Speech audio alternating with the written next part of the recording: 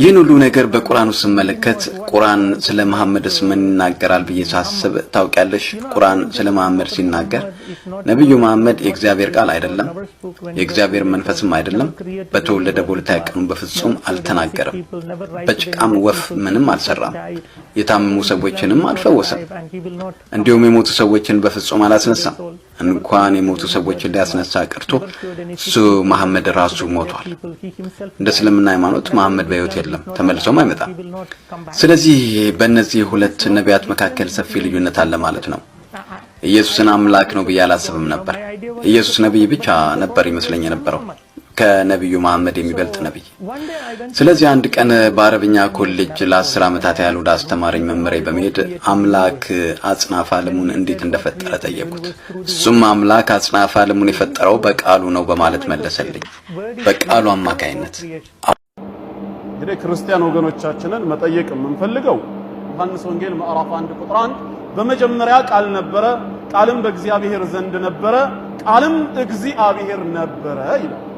ቃል በእግዚአብሔር ዘንድ ነበረ ካለ ስለ ሁለት ነገር እንደሚያወራ መረዳት እንችላለን አንደኛ እግዚአብሔር አለ ሁለተኛ እግዚአብሔር ዘንድ ቃል አለ ቃልም በእግዚአብሔር ዘንድ ነበረ ስላለ ታዲያ እግዚአብሔር ዘንድ ቃል ካለ ቀጣዩ ኃይለ ቃል ላይ ምን አለ ቃልም እግዚአብሔር ነበረ ይሄው ቃል ራሱ ታዲያ ቃሉ እግዚአብሔር ከነበረ እግዚአብሔር ዘንድ ሌላ እግዚአብሔር አለ ማለት ነው ብርሃን ዓለም ቅዱስ ጳውሎስ እንዲህ ይላል በሁለተኛ ቆሮንቶስ ምዕራፍ 4 ቁጥር 3 ላይ ወንጌላችን የተከደነ ቢሆንም እንኳን የተከደነባቸው ለሚጠፉት ነው ይላል የኛው ወንጌል ለሚጠፉ የተከደነ ነው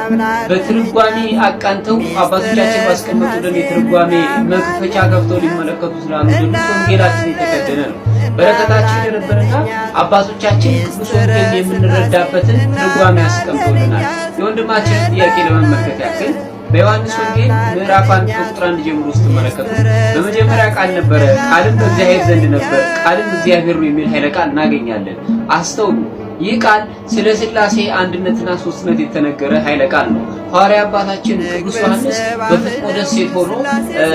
ሰማይ ተከፍቶለት የሰማይ ምስጢር እየተመለከተ የሥላሴን ህልውና የተናገረ ታላቅ አባት ነው ሶስቱ ወንጌላውያን ምድራዊ ልደቱን ተመልክተው ሲጽፉ ቅዱስ ዮሐንስ አባታችን ሰማይ ልደቱን ይጻፈው ዮሐንስ ሲጽፍ የሥላሴን አንድነት ሶስትነት በተገባ መልኩ ያስረዳበት ሂደት እንመለከታለን በመጀመሪያ እግዚአብሔር ነበር አለ እግዚአብሔር በኢትዮጵያ ኦርቶዶክስ ተዋሕዶ ቤተክርስቲያን አንድም ሶስትም ተብሎ የሚመለክ አምላክ ነው በስም በአካል በግብር ሶስት ብንል በመለኮት በአገዛዝ ስልጣን አንድ እያልን እንጠራለን እግዚአብሔር ስንል አንድነቱን ሥላሴ ስንል ሶስትነቱን እንዘክራለን ሥላሴ ብለን በምንጠራበት ጊዜ ሥላሴ በስም በአካል በግብር ሶስት ናቸው የስም ሶስትነት አብ ወልድ መንፈስ ቅዱስ ነው የግብር ሶስትነት አብ ወላዲ አስራጺ ወልድ ተወላዲ መንፈስ ቅዱስ ሰራጺ ነው አሁን አባታችን ቅዱስ ዮሐንስ በዚህ በወንጌሉ መግቢያ ላይ እየተናገረ ያለው ስለ እግዚአብሔር ወልድ ነው ስለ እግዚአብሔር ወልድ ሲናገር ወልድን ቅዱስ ዮሐንስ ቃል ብሎ ነው የጠራው ይህንን በሌላ ጊዜ በስፋት እንመለከተዋለን ነገር ግን ይላል በመጀመሪያ ቃል ነበር አለ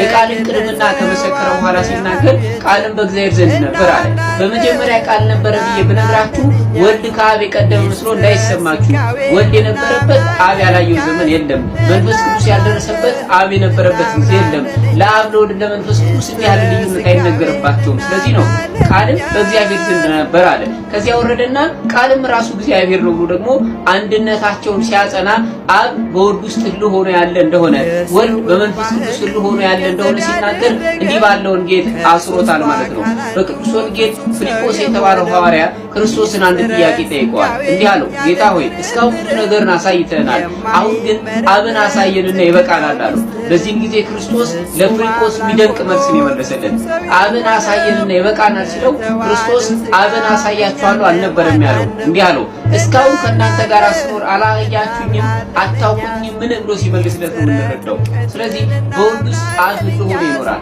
በአብ ውስጥ መንፈስ ቅዱስ ሁሉ ሆኖ ይኖራል አንዱ በአንዱ ሁሉ ሆኖ መኖራቸውን የሥላሴን አንድነት ሲያስረዳ